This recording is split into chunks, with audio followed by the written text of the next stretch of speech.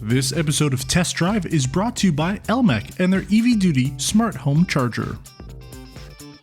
If you think back a few years ago, I drove Volkswagen's electric Golf, the e-Golf, and I actually really liked that vehicle, so far as to say that it was the best Golf that I had driven to date. And then even after driving the Golf R, I still really liked the way that the e-Golf drove. It gave you about 200 kilometers of electric range, and one of the selling features was it looked pretty much identical to any other Golf on the market.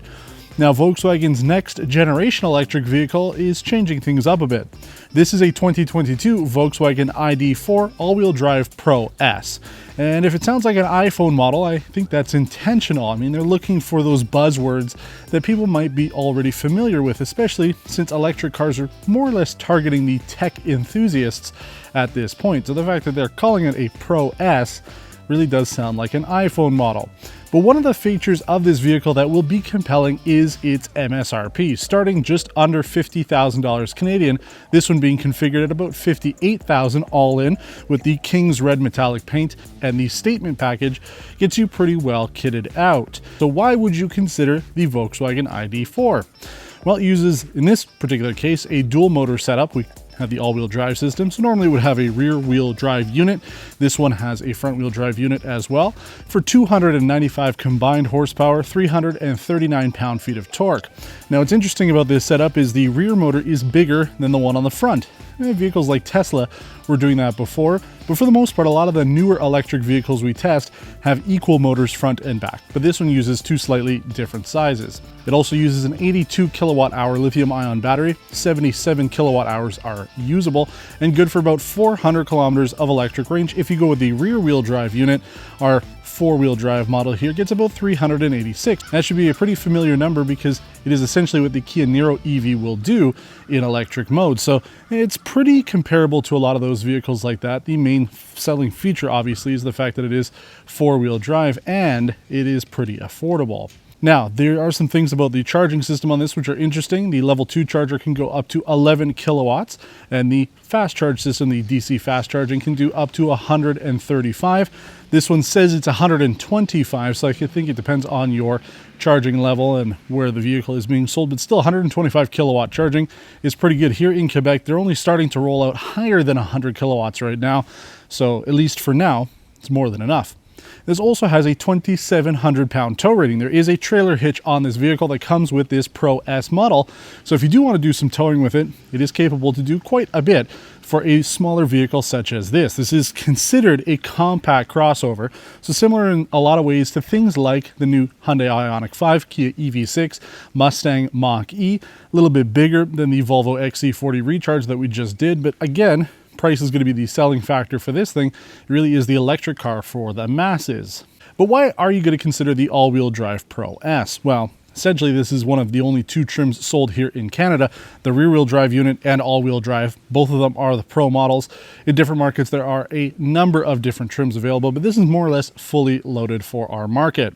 Now, with the Pro all-wheel drive, we're getting that 125 kilowatt charging system, adaptive cruise control, wireless Apple CarPlay and Android Auto, 3 years of DC fast charging through Volkswagen's Electrify Canada network, which is starting to roll out, and the trailer hitch. Now, the statement package, that's $8,000. I don't know how many people are going to be configuring it, but it does add some goodies to it, including the illuminated door handles, the illuminated front badge, so your Volkswagen badge lights up, along with the center horizontal lines that run through the grille or lack thereof, automatic power folding mirrors, the silver roof rails and trim along the side of the vehicle, a very generous panoramic sunroof, the dashboard and door inserts have the Florence brown trim on them, very nice looking, give it a sort of two-tone interior feel to it. We also have 20-inch aluminum rims and the 12-inch Discovery Pro Max screen. So again, Discovery Pro Max, again, sort of using iPhone lingo to get people excited about it. The normal screen on here would be a 10-inch. And then when it comes to the inside, we have heated front seats with memory and massage options. There's dual zone automatic climate control and a smart system. Again, they're trying to make this a little bit more tech forward. You have a rear air vent in the center console. It is very low to the ground. It's almost like a floor vent. And because of that, you have 2 armrests built into each front seat to give you a little bit of extra comfort if you're sitting in the front. That 12-inch Discovery Pro Max infotainment screen is pretty nice. It does give you a pretty good view of what's going on. There's only a backup camera on this vehicle. Pretty much the standard safety tech is here. As I mentioned, active cruise control, blind spot monitoring, lane keep assist, rear cross traffic alert, all of those things, front and rear parking sensors as well. So it's pretty well kitted out for a well-loaded vehicle, but there's only a backup camera on this. And then if you're in the US, you can get HomeLink with the rear mirror. That's an optional extra, not here in Canada as of this time. But for the most part, you're getting a pretty well-equipped electric vehicle, and the most important thing, again, is the price. But is it worth it? We're going to take it on the road, and we're going to talk about how the Volkswagen ID.4 all-wheel drive Pro S compares to some of the other electric cars we've driven, and why you might want to be considering this one if you're in the market for a compact electric vehicle. All right, my friends, we are behind the wheel of the Volkswagen ID.4. It's a vehicle that I have been looking forward to for quite some time. Now, before I get into the review and talk a little bit about how this vehicle performs and some of the things you need to know before you actually start driving it, I do want to talk about our energy economy. We completed our 100-kilometer test loop in a pretty awful 26.5 kilowatt hours per 100 kilometers. It's really bad. It's actually some of the worst numbers we've ever had when it comes to an electric vehicle, and you could almost argue that it's cold out, but it was about 0 degrees Celsius when we did that. When we did the Volvo, which was only a week ago, I believe I said it was -10 when we did that, and it did a little bit better. Now, I'll see by the time I'm done with the week how I sort of averaged, but we're looking at about currently 324 kilometers of electric range, and it's 6 degrees outside. So, it'll bump up a little bit more as we get warmer weather. So we'll see. But, you're still getting a pretty good amount of range and all-wheel drive. So it's important to note. But let's talk about some of the things that you really do need to know about this vehicle before you start driving it, because this could have been, as far as I'm concerned, it could have been the perfect electric vehicle. When I look at electric vehicles, I really do score them higher if it's just a normal car, right? If you're not doing anything weird and funky and going out of the box and changing the way that people expect a car to behave, as far as I'm concerned, that is more valuable than making it all weird and funky. And unfortunately, this car does do some stuff just a little differently. So keep that in mind. Might not be the end of the world for everybody, but at least for me, a couple small things. So first of all, you get into the vehicle and there is actually a power button. There is a stop start button, but you don't need to use it. It's there, I guess, to make you feel better. It makes me feel better having it there. It's on the side of the steering column. But when you get into the car, it'll start up. And actually, if you come close to the car, for the most part, it'll start up. And the scheduling as well has worked out very well. So when I leave in the morning, I've set up a time that I want to leave, and the vehicle's already running and ready to go and warmed up, and it doesn't just stop at that time. So if you're a little later than usual, it will continue to keep the car running to keep everything warmed up or cooled off depending on the climate. So that stuff worked out extremely well so far. So the power button is there if you need it, but when you get in the car, you just sit down, put your foot on the brake, you're pretty much ready to go. The gear selector is similar to what we saw on something like the BMW i3. It's this weird little knob on the right side of the steering column, and that's how you control pretty much the entire gear system. And you can go into brake regen mode, you've got your park button, things like that. So it's not the worst thing. You just need to be aware of it when you get into it, and I'm sure if you buy the car, you'll eventually get used to it and it'll feel like home. But again, somewhat strange little design there. So you can argue whether or not it's a good idea or not. Everybody's going to have their own opinion on it. So that's there. And aside from that, I mean, it's kind of similar in a lot of ways to the Volvo XC40 that we drove, or the Teslas, right? You drive around, you do whatever you want to do. When you park the car, you push the park button, and then you can just get out of the car and it will turn itself off. I have found that this works a little bit better if you do want to leave it running. For example, for me, in my particular situation, I am going and filming the car. I'd like it to stay warm while I'm doing it, so you could just push the power button again and the car will essentially stay on even if you're not in the driver's seat. I found some vehicles, like the Volvo without a button, it's a little annoying. You have to go into the menu system and turn on the HVAC and everything. So again, I appreciate the button being there. So good stuff from Volkswagen. And aside from that, the biggest things that, again, I just think, why? Come from the controls on the left side. So as I mentioned outside, there's only 2 window switches. So I can push down the window here, but if I want to do the rear one, I have to push the little button that says rear and three times to get it to go, and now I can push it down. And then if I want to turn it off, I have to tap it again, and it's really not user friendly. Why not just put 4 buttons on there? Why do you have to do that? So that's needlessly complicated. And you've got touch controls essentially for the door lock. So if you just kind of put your finger over it by accident, there goes the child locks. So some small things to note there. And then the headlight controls can be a little confusing. I have noticed, since I park in my garage, that's where my EV Duty smart home charger is, when I get out of the vehicle, the automatic headlights turn on, and even though it's on automatic, the car still starts warning me, please turn off the parking lights.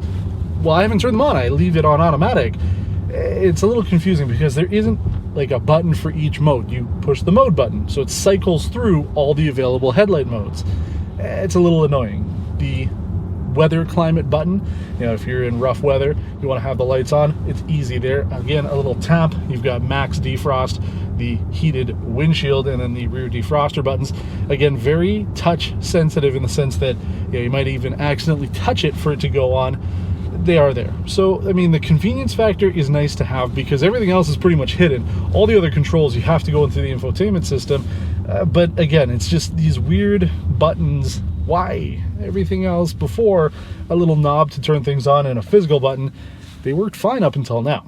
So let's talk about the center area here. That's where a lot of what you're going to be doing is done here. There are essentially 4 buttons. Again, very soft touch buttons. Nothing is a physical button in this car. You've got the menu for parking, climate control, the driver assist systems, and then your drive mode. This does have a sport mode. I am in sport mode right now. You can barely tell there's a difference. That's fine. It's an electric car.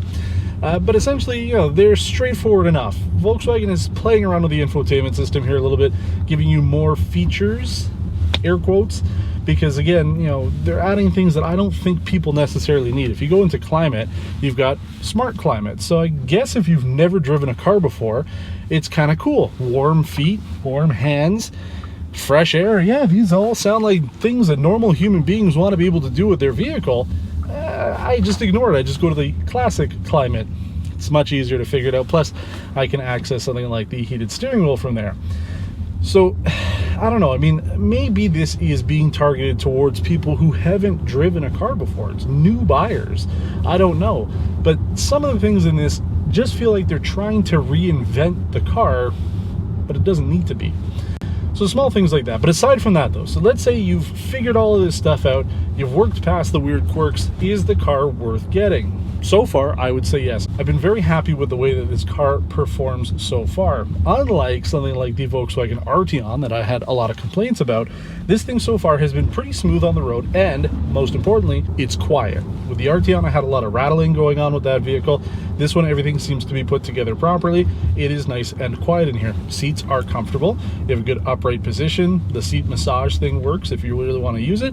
And then, as I mentioned, you've got heated front seats with memory options for both front seats. It's nice things to have. So for the most part, you're getting almost all the technology that any other vehicle in this segment would have. There's no rear heated seats, bit of a bummer, and the airflow back there might not be as good as it is on some other vehicles, but for the most part, it should be fine. It's a larger vehicle in this segment. Again, you're going to be comparing this to things like the Mustang Mach-E or even the new Hyundai Ioniq 5, Kia EV6. Once we drive those two, I will let you know how it compares, but compared to the Mach-E, it certainly feels a little bit lower to the ground. I feel there's an immense amount of window space in here. I feel really bright and airy. I've got good visibility. And again, the comfort and ride is good on this. It is smooth. The suspension is pretty good on this. It's not sporty. It shouldn't be either. This is meant to be sort of the electric vehicle for everybody.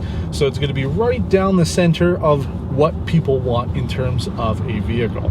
So if you're looking for something that is comfortable, is roomy, and has enough tech to get you going, then this should be good enough because you do have everything that you really need. That's what's important.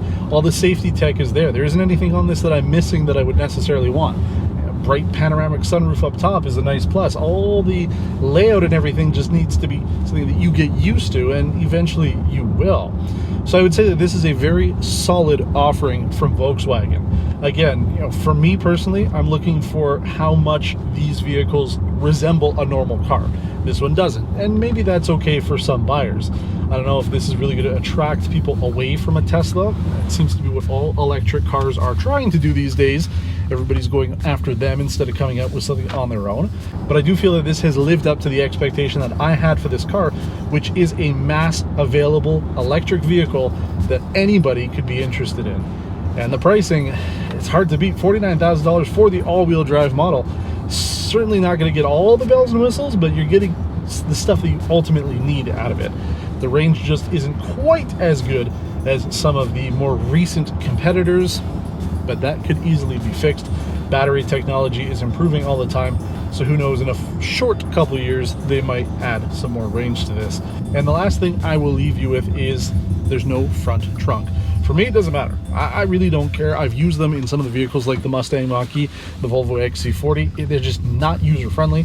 So the fact that there isn't one here, the electric motor for the front is in the front area there, it's fine. The trunk space is excellent. Plus you've got that power opening liftgate. I think it's going to be more than enough for what most people need on a daily basis. But that's about it for the Volkswagen ID.4 all-wheel drive Pro S Max Ultimate 2.0 S21. If you have any questions about this episode, please leave a comment below.